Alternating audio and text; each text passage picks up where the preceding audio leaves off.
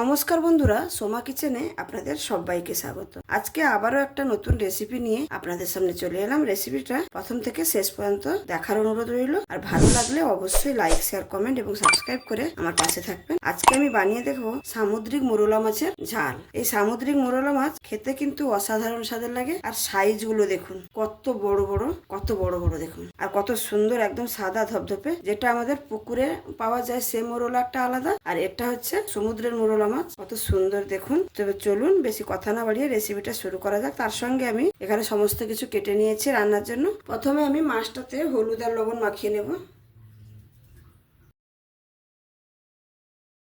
পরিমাণ মতো লবণ দিয়ে দিলাম, তারপরে হলুদ দিয়ে দিচ্ছি। আর এই মাছটা কাটতে কিন্তু খুবই সহজ। আমি কেটে বেছে ভালো করে ধুয়ে রেখেছিলাম, আর হলুদ আর লবণটা তারপরে মাখিয়ে নিচ্ছি।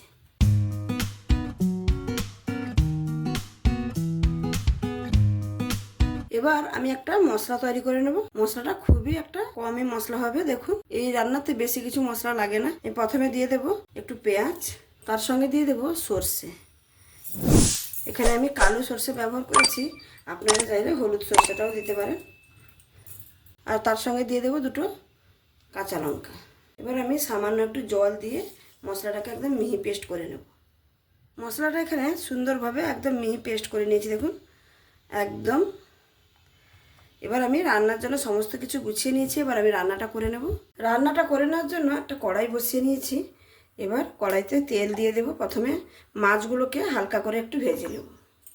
কড়াইতে তেল দিয়ে ভালো করে কড়াইয়ের চারিদিকে লাগিয়ে নিয়েছি। আর তেলটা কিন্তু এখানে ভালোভাবে গরম করে নিতে হবে। যেহেতু ছোটো মাছ ভাজার সময় সবসময় কড়াইটাকে ভালো করে গরম করে নিতে হবে, না হলে কিন্তু মাছটা ভাজা ভালো হবে না, ভেঙে যেতে পারে। আমার এখানে কড়াইটা সুন্দরভাবে গরম হয়ে গেছে, ধোঁয়া উঠতে শুরু করেছে। এবার আমি মাছগুলো দিয়ে দেবো।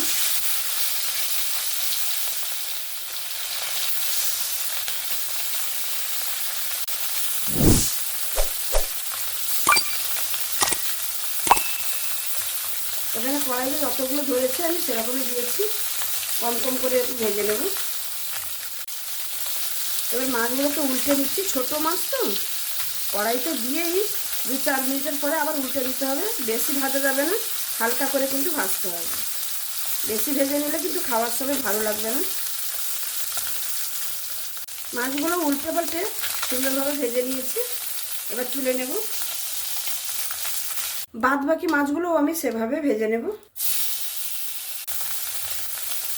একটু সাইড থেকে একটু তেল দিয়ে দেব।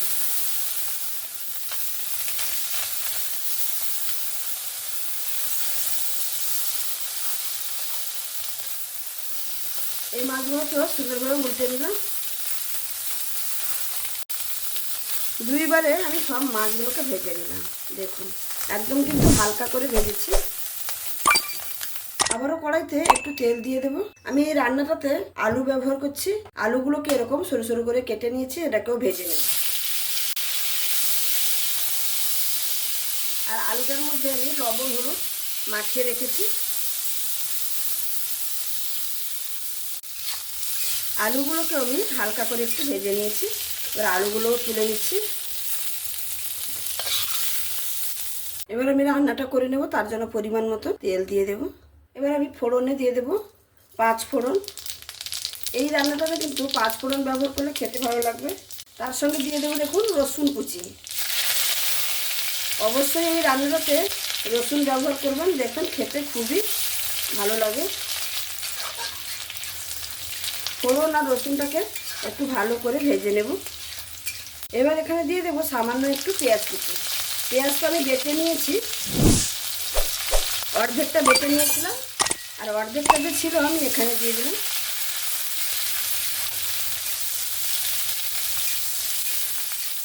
এবার তার সঙ্গে দিয়ে দেবো টমেটো কুচি।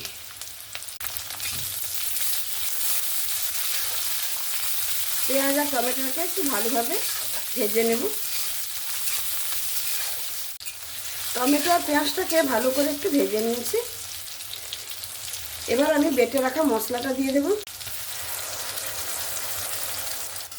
সমস্ত বাটা মশলা দিয়ে ভালো করে 2 থেকে 3 মিনিটের মতন কষিয়ে নেব। যেহেতু এখানে সর্ষে আছে, বেশি কষালে তেতো হয়ে যাবে। বাটা মশলাটা দিয়ে এখানে আমি 2 মিনিটের মতো কষিয়ে নিয়েছি। এবার আমি এখানে কিছু গুঁড়ো মশলা দিয়ে দেবো।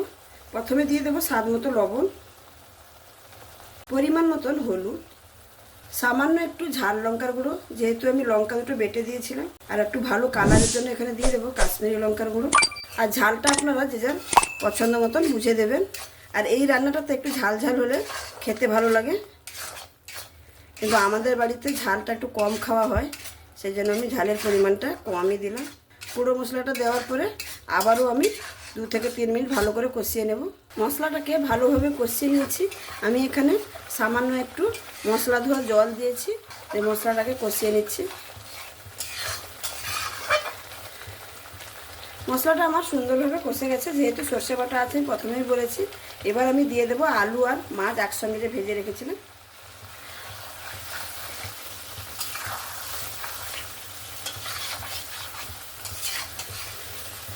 আলু আর মাছটা দিয়ে হালকা হাতে একটু নাড়াচাড়া করে দিলাম, যেহেতু ছোট মাছ ভেঙে যেতে পারে, সেই জন্য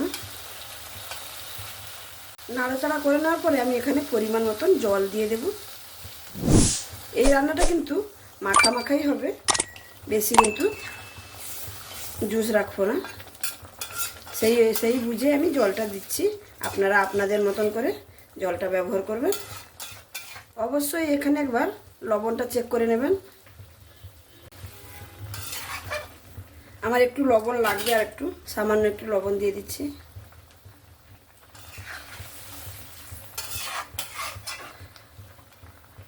লবণটা দিয়ে আবারও নাড়াচাড়া একটু করে দিলাম। এবার আমি ঢাকনা দিয়ে গ্যাসের ফ্লেমটাকে লো টু মিডিয়ামে রেখে রান্নাটা করে নেব প্রায় 5 মিনিটের মতো। 5 মিনিটের মতো আমি ঢাকা দিয়ে রেখেছিলাম। এবার ঢাকনাটা তুলে নিচ্ছি। দেখুন একদম সুন্দর হয়ে গেছে, যেরকমটা আমি জুস রাখতে চাইছিলাম সেরকমই আছে। এবার দেখুন আলুটা আমি চেক করে নিচ্ছি, আলু তো সুন্দরভাবে একদম সেদ্ধ হয়ে গেছে। এই রান্নাটা খেতে কিন্তু অসাধারণ স্বাদের লাগে। এবার আমি নামানোর আগে একটু ধনেপাতা দিয়ে দেব। সম্পূর্ণ রান্নাটা কমপ্লিট হয়ে গেল। এবার আমি পরিবেশন করে দেখাচ্ছি।